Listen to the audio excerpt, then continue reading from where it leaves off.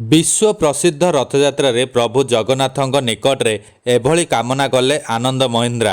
आसंद जानिबा यार सर्विसेस खबर विषय। आज विश्व प्रसिद्ध रथयात्रा एथिलागी सकाळु सकाळु पूरी बड़दाण्ड लोकारण्य हो जाइछि। पुरी रे आज लक्षाधिक भक्तों समागम होइछि।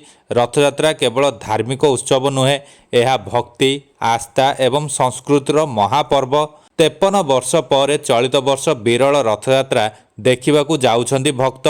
15 दिन अणसर बदल रे 13 दिन अणसर नीति थिबारु गोटाए दिन रे अनुष्ठित हेब नेत्रोत्सव, नवजौवन दर्शन और श्री गुंडीचा यात्रा। 2 दिन धरी भक्त देखिबे रथयात्रा। एथिपाई केवल ओडिशा की भारत नुहे बरं विदेश रु पूरी को भक्तों आगमन होउछि। एथि सहित जो स्थान मानकरे रथयात्रा पालित हुए सेठारे सकाळु भक्तों सुओ छुटुछि।